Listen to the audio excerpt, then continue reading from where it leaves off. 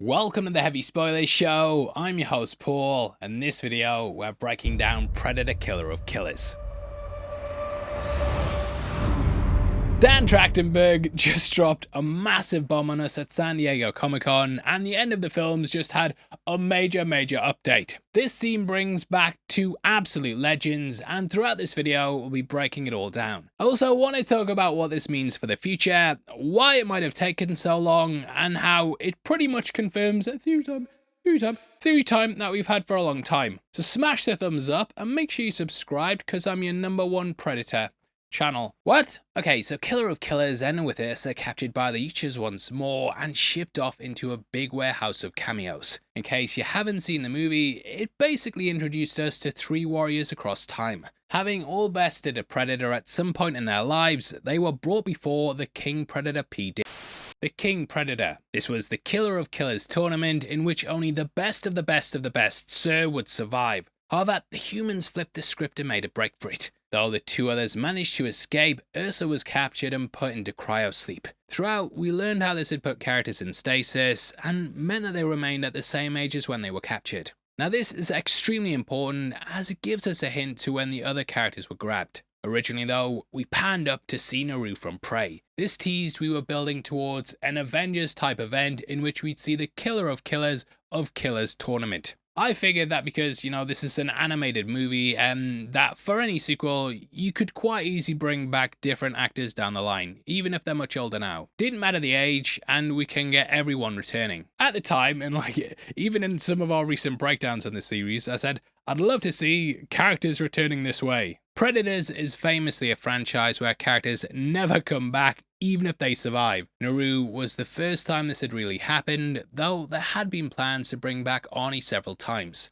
In loads of different videos on the other movies though, I've pretty much said in all of them that I'd love to see Dutch appear in one of these chambers at some point. That son of a bitch Trachtenberg though, he's only gone and done it. The new extended scene now pans the camera along to show both Mike Harrigan and also Dutch. So I'm going to have to go back and update all my old videos myself, but seeing this, I got really excited. We will discuss how this changes the canon, but both look the same age that they were when we last saw them. Danny Glover, he's always been too old for this shit, but he still looks about the same age. Which I actually got wrong in our Predator 2 video, so apologies. Obviously though, we know why these characters haven't returned because the franchise has been a bit of a mess. However, them being grabbed at the age they were explains in an in-universe way why they've never appeared in a sequel. Also, it appears that the Predators are kind of dicks. You gave them the gun as a trophy. I don't know, maybe if you accept the gun, it's saying you want to join the tournament. Don't know if you remember I Love Film, but kind of going off on a tangent here. But they'd stand in shopping centres and ask if you wanted a free DVD. They'd hand it over, so you took it, and then they'd give you the sales pitch, and because you were holding on to it, you couldn't just walk away. Was a nightmare, but that's a long-winded way of saying maybe that's what the gun is. Now, when I first posted this scene as a short, one of the major questions was, why do they want to update the post-credit scene? I mean, the film only released a couple of months ago, and it would have probably saved me a lot of future comments on my videos, especially as lots of them are labelled what happened after. Now, we don't have a concrete answer, but I can imagine that there's a couple of different reasons. Apparently, this was always the plan though, and the pair were actually going to feature in the next animated movie. However, as discussed, Arnie's had a bit of back and forth with his next appearance. He was asked to appear in both Predators and the Predator, and was even in some versions of Predator 2. I think Arnie has probably just been asked this so many times that he's got to the point of thinking it's pointless signing on if the movie doesn't do well. We've had so many false starts, and at this point, 3 planned trilogies that never got off the ground. Well, a quadrilogy is one of those if you count the original plans for Predator 2. So I can imagine though that neither signed on until they saw the success of Killer of Killers. As of making this, it's got a 95% score on Rotten Tomatoes and is boasting really strong viewership. Arnie apparently signed on for this scene over breakfast with the director and is likely going to lead the new team. Kevin Smith apparently joked as well, "Get to the waffles," which, look, I appreciate a get to the chopper joke, so I appreciate that one. From what I can gather though, this was one of the plans they originally had, but they didn't want to steal Naru's thunder. Her mid-thunder, you could say. Naru's Trachtenberg's baby of course though, so it makes sense he'd want to give her some shine. So they've probably sealed the deal for next time and have had it in place for a long time, but in adding this they're also building hype for what's going to happen down the line. Predator Badlands is fast approaching as well, with it due to debut on November 7th. So I feel like this update was to build hype for that as well, and show us that they're really bringing the Predator back. We are so back! It's the perfect time to buy some merch, mate, and why not check out our store right below the video. There we have not only our Jungle Hunter one, but also our brand new Trophy Hunter one as well. This is the demon who makes trophies out of men, and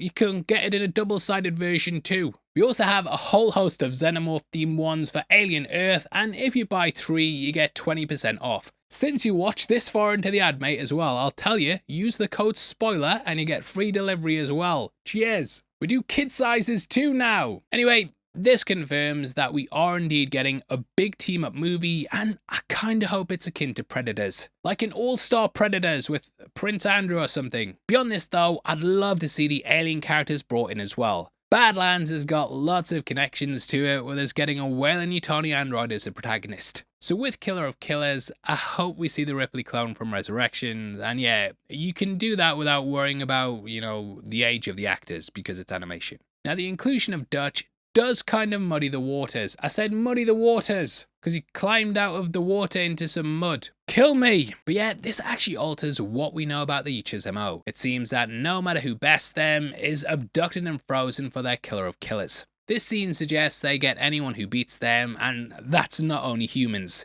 In the scene we have aliens as well, and I'm guessing at some point that we'll also see a Xenomorph. Now how this alters Dutch's history is because in the expanded lore he teamed up with the OWLF. He's the one who told Keys about the creatures before Predator 2, and he was even part of Project Stargazer. In the Dark Horse comics, we also met Dutch's brother John Schaefer, who was a cop in New York City. Titled Predator Concrete Jungle, he faced off against his own Predator. I do wonder if Killer of Killers will be a family affair, and it might even bring across his brother from one of the most popular comics. What we do know is likely wiped from canon though, is Predator Hunting Grounds. There Dutch was in his 70s and still hunting creatures for the OWF. I guess if he escapes and gets back to Earth, you can kinda see that, but for the meantime, it's been wiped from the canon. Now, I do know this has annoyed some fans, but I think if we get an endgame style event where everyone's back, then that's a sacrifice I'm willing to make. Even if it means sacrificing your fun memories, and you. We are kind of in a Predaissance though at this point, and I do wonder if they'll even tie Badlands into it. Deck is being set up as someone who could team up with the humans and potentially get them a way out. Obviously, there's a lot of things to talk about though, and it was a great thing to wake up to on Saturday morning. Either way though, I hope you've enjoyed the video, and just to let you know, I'm running a half marathon for a cat and dog shelter in September. If you'd like to donate, we have a link below for the charity, and also I want to give a huge thank you to everyone who came to FanFest this weekend at the Metro Centre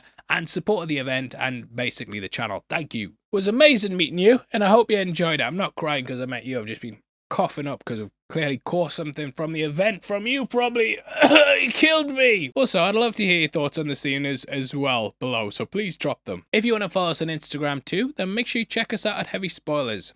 Now if you want something else to watch, we've got a breakdown of the Predator on screen right now. It's the bad one, mate. It's the bad one, but we made a good video. With that out of the way though, huge thank you for sticking through this one. I've been your host Paul, you've been the best, and I'll see you next time. Take care, peace.